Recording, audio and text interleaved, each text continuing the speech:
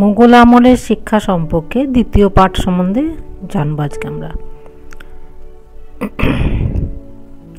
আকবর শিক্ষা সম্পর্কে যেসব নির্দেশ দিয়েছিলেন সে সংক্ষেপে আকবরের শহীদ ও সভাসদ আবুল ফজল আইনি আকবরী গ্রন্থে একটি বিবরণী দিয়েছেন। আকবরের নির্দেশ ছিল ছেলেরা প্রথমে ফার্সি বর্ণমালা উচ্চারণ শিখবে এবং ছেদ চিহ্ন কোথায় পড়বে তা শিখবে। কয়েকদিনের মধ্যে এগুলো শেখা হলে তারপর যুক্তবর্ণ শিখবে। এরপর সপ্তাহ পর তারা ছোট ছোট নীতিকথা বা ধর্ম সম্পর্কীয় পদ্য ও গদ্য রচনা পড়তে চেষ্টা করবে। এর মধ্যে যুক্তাক্ষর বিশিষ্ট শব্দ থাকবে। ছাত্ররা যত সম্ভব স্বাধীনভাবে এগিয়ে যেতে চেষ্টা করবে। শিক্ষকরা সাহায্য করবেন, তবে যতটা সম্ভব কম। শিক্ষকদের কয়েকটি বিষয়ের উপর নজর রাখতে হতো, যেমন বর্ণমালা, শব্দার্থ, যুক্তবর্ণ, নতুন অর্ধশ্লোক শিক্ষা, দ্বিচরণশ্লোক শিক্ষা, যা পড়া হলো তার পুনরাবৃত্তি। এই নতুন পদ্ধতিতে কয়েক মাসের মধ্যে কয়েক বছরের শিক্ষা আয়ত্ত করা সম্ভব হতো। আকবর সুন্দর হস্তলিপির উপর জোর দিতেন। একে চিত্রাঙ্কনের মধ্যেও ধরা হতো। এর জন্য পারিতোষিকেরও ব্যবস্থা ছিল। মাদ্রাসায় ছাত্রদের জন্য বিভিন্ন বিষয় শেখানোর ব্যবস্থা ছিল। আকবরের সময় পাঠ্যক্রমের মধ্যে ছিল গণিত, জ্যামিতি, হিসাব, কৃষি, জমির জরিপ, অর্থনীতি, রাষ্ট্রনীতি, ইতিহাস, প্রকৃতিবিজ্ঞান, জ্যোতির্বিজ্ঞান, দেহবিজ্ঞান, ঈশ্বরতত্ত্ব, নীতিশাস্ত্র ইত্যাদি। সংস্কৃত শিখতে হলে ছাত্রদের ব্যাকরণের ন্যায় বেদান্ত, পতঞ্জলির ন্যায় শাস্ত্র ইত্যাদিও শিখতে হতো।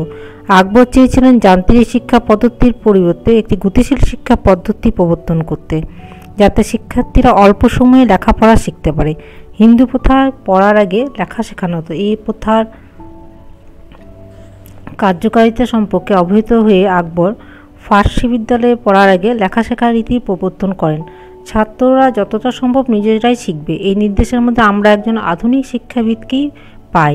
শুধু তাই নয়, ছাত্ররা যা পড়বে তার শব্দার্থ শিক্ষা করে বলে দিতে হবে, অর্থাৎ না বুঝে পড়া চলবে না। কিন্তু আজকের দিনে আমরা তোতা পাখির মতন পরিহার করতে চাই। আকবর চেয়েছিলেন ছেলেরা যেন না বুঝে মুখস্থ করবার যন্ত্রে পরিণত না হয়। আকবর শিক্ষা সম্পর্কে যে উৎসাহ দেখিয়েছিলেন তার উত্তরাধিকারী জাহাঙ্গীরও তত উৎসাহী না হলেও তিনি শিক্ষানুরাগী ছিলেন। জাহাঙ্গীর ফার্সি ও তুর্কি ভাষায় সুপণ্ডিত ছিলেন। তিনি নিজের একখানা আত্মচরিত্র রেখে গিয়েছেন। তিনি নিয়ম করলেন কোনো ধর্মীয় উত্তরাধিকারী না থাকলে তার বিষয় সম্পত্তি রাজকোষে জমা হবে এবং সেই অর্থ মাদ্রাসা স্থাপন, মাদ্রাসা সংস্কার প্রভৃতি শিক্ষামূলক কাজে ব্যয় হবে। তিনি বহু পরিত্যক্ত ও ধ্বংসপ্রাপ্ত মাদ্রাসা সংস্কার করান ও সেখানে শিক্ষক নিয়োগ করে ও ছাত্রের যোগান দিয়ে সেগুলোকে বাঁচিয়ে তোলেন।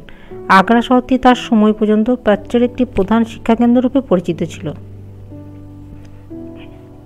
বিভিন্ন সম্প্রদায়ের পণ্ডিতরা এখানে নিজ নিজ সম্প্রদায়ের মতো প্রচারের জন্য সমবেত হতেন। শাহজাহান যতটা জাঁকজমকপ্রিয় ছিলেন ততটা শিক্ষাপ্রিয় ছিলেন না। শিক্ষা সম্পর্কে উদাসীন থাকলেও তার পূর্বপুরুষরা শিক্ষা প্রসারের জন্য যেসব ব্যবস্থা করেছিলেন তার কোনো পরিবর্তন তিনি করেননি। তার রাজত্বকালে দিল্লিতে একটি মাদ্রাসা প্রতিষ্ঠিত হয়। তিনি শিক্ষানুরাগী না হলেও তার জ্যেষ্ঠপুত্র দারাশিকও ছিলেন বিদ্বান ও বিদ্যুৎসাহী। তিনি হিন্দু দর্শনের সুপণ্ডিত ছিলেন। উপনিষদ ও ভগবদ্গীতা সহ বহু সংস্কৃত গ্রন্থ তিনি ফার্সি ভাষায় অনুবাদ করেছিলেন। শাহজাহানের রাজত্বকালে বিখ্যাত ফরাসি পর্যটক বার্নিয়ার ভারতে আসেন। তিনি ভারতের শিক্ষা সম্পর্কে একটি হতাশাব্যঞ্জক বিবরণ রেখে গিয়েছেন। বার্নিয়ার এই বিবরণ সর্বাংশে গ্রহণযোগ্য না হলেও ভারতের সাধারণ শিক্ষার ব্যবস্থা যে খুব আশাপ্রদ ছিল না সে সম্পর্কে সন্দেহ নেই। ভারতের শেষ বিদ্যানুরাগী মুসলিম বাদশাহ হচ্ছেন ঔরঙ্গজেব। ধর্ম সম্পর্কে অত্যন্ত গোড়া ছিলেও তিনি সুশিক্ষিত ছিলেন। নিজের মাতৃভাষা তুর্কি ছাড়াও তিনি আরবি ও ফার্সি ভাষায় অতি সুন্দর বলতে ও লিখতে পারতেন।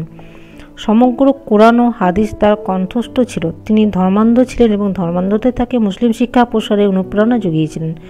যে ঈশ্বর নিয়ে তিনি হিন্দু মন্দির নির্বাচিত ধ্বংস করেছেন এবং হিন্দু শিক্ষার প্রতি নিষেধাজ্ঞা জারি করেছেন, সেই ঈশ্বর নিয়ে তিনি মুসলিম শিক্ষা বিস্তারে মনোযোগী হয়েছিলেন।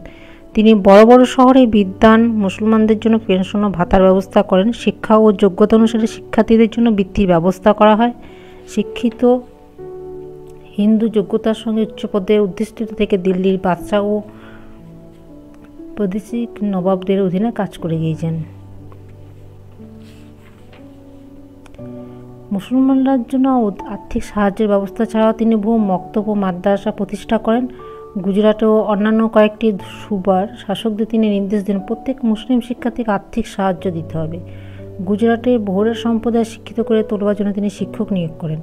তাদের মাসিক পরীক্ষার ফল ও অগ্রগতি সম্পর্কে বাদশাকে নিয়মিত সংবাদ দিতে হতো। রাজকীয় গ্রন্থাগার তীব্র মুসলিম ধর্মগ্রন্থের সমৃদ্ধ হয়ে ওঠে। ঔরঙ্গজেবের সময় শিয়ালকোটে ইসলামিক শিক্ষার কেন্দ্রস্থল রূপে খ্যাতি লাভ করে। ঔরঙ্গজেবের নির্দেশে ফতেহ-ই-আলমগীর নামে বিখ্যাত মুসলিম আইন গ্রন্থ সংকলিত হয়। তার রাজত্বকালে সুপ্রসিদ্ধ ঐতিহাসিক মোহাম্মদ হাশিম কাফি খাঁ এই ছদ্মনামে একখানা ইতিহাস রচনা করেন। মুঘল যুগে দেখা যায় জীবনস্মৃতি ও ইতিহাস রচনা বিশেষ প্রাধান্য লাভ করেছে। ঔরঙ্গজেবকে বাদ দিলে মুঘল সম্রাটদের মধ্যে হিন্দু বিদ্বেষ বিশেষ ছিল না। তার ফলে হিন্দু ও মুসলিম সংস্কৃতির মধ্যে একটি যোগাযোগ স্থাপন সম্ভব হয়। ঔরঙ্গজেব গদিতে বসেই আবার সেই প্রথম যুগের সুলতানদের মতো আদেশ দিলেন যে হিন্দু মন্দির আর বিদ্যালয় ধ্বংস করো। এ ক্ষতি তিনি পূরণ করতে চেয়েছিলেন মক্তবর মাদ্রাসায় স্থাপন করে। রাজনৈতিক দিক থেকে এর ফল ভালো হয়নি। সাধারণ শিক্ষার কথা বিচার করলেও দেখে এর ফল ক্ষতিকারই হয়েছে। ঔরঙ্গজেবের পর মুঘল সমাজের গৌরবের যুগের অবসান হয়, সঙ্গে সঙ্গে মুসলিম শিক্ষারও দ্রুত অবনতি ঘটতে থাকে। প্রথম বাহাদুর শাহের সময় দিল্লিতে দুটি মাদ্রাসা স্থাপিত হয়েছিল বলে জানা যায়। এরপর নাদির শাহের আক্রমণের পর 1739 খ্রিস্টাব্দে মুঘল সমাজ অস্তিত্ব শুধু নামেই টিকে রইল। এর পূর্ব থেকে ইউরোপীয় মিশনারিদের উদ্যোগে ভারতে আধুনিক পাশ্চাত্য শিক্ষার গোড়াপত্তন হয়।